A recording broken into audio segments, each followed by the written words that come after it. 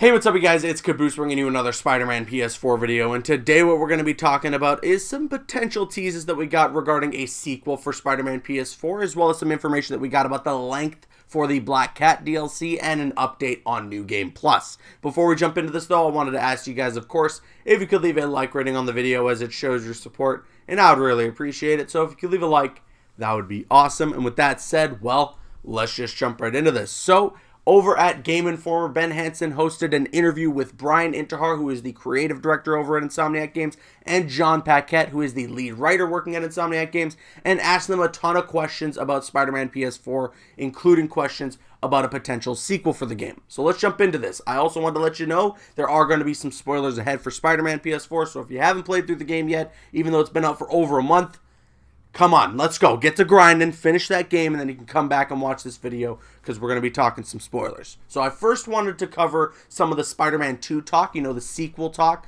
They didn't necessarily come out of the gate and say, yes, we're making a Spider-Man 2. But I mean, based on what we saw with the after credits for Spider-Man PS4, and based on some of the things that Bryan Intihar has said in the past, it's almost a surefire bet that Insomniac is going to be working on a Spider-Man 2. So, that said, they were asked about Venom, and they were obviously asked about the film, and while they didn't really jump into their overall thoughts on the film and everything, it was also followed up in that, do they like the traditional storyline for Venom? And Bryan responded with a very similar response to what he said on the Kinda Funny podcast when they did their spoiler cast, I believe last month. And he basically said that the symbiote suit and just the symbiote in general is a very iconic story for Spider-Man, and it's something that they wanted to tell, and it's something that they would like to tell over at Insomniac. So they said if we got the chance to do that, that is something that we would do. And that is why we didn't get the symbiote suit in Spider-Man PS4. They didn't want to just throw that suit in the game as just a random unlockable suit. They wanted to tell a very special story with that storyline. Now, it was also teased directly from Bryan Intihar that we might see the return of Doc Ock in some form, maybe in DLC or maybe in a sequel for the game. But he mentions that, hey, Doc Ock knows Peter's identity, and that line where he tells Peter, hey, your secret is safe with me, is something that has more sinister intention with it, and pun intended there on the sinister part. But yeah, so there is some sort of evil intention there from Doc Ock when he says that. At least that's what Bryan Intihar says is supposed to be interpreted from that line. So could we potentially see the return of that character in some form through either DLC or a sequel? I think absolutely we will. I don't think we're going to see him in the DLC. I think they wrapped up their story with Spider-Man PS4 for that character. But we can definitely expect to see him in a sequel in some capacity. That is a freaking amazing character that they've written really, really well. So I'm sure they want to use him a lot more in future installments for this franchise. Now, the question of co-op was also brought up during this interview, and it was asked to them, well, hey, how hard is co-op? And Bryan and John said, well, it's pretty difficult. It's not easy to implement co-op into games, but they have done it before. Insomniac Games specifically has done co-op before with Sunset Overdrive. I'm not sure what other games that they've made has included co-op, but I know for sure Sunset Overdrive has, and they've done it pretty well with that game. So the question was brought up, obviously, because of the fact that we see at the end of Spider-Man PS4, Miles has superpowers. He has the abilities of Spider-Man. So people are now hoping and expecting that in this next game, there may be some online co-op component to it where you get to play as either Miles or Peter in an online environment together.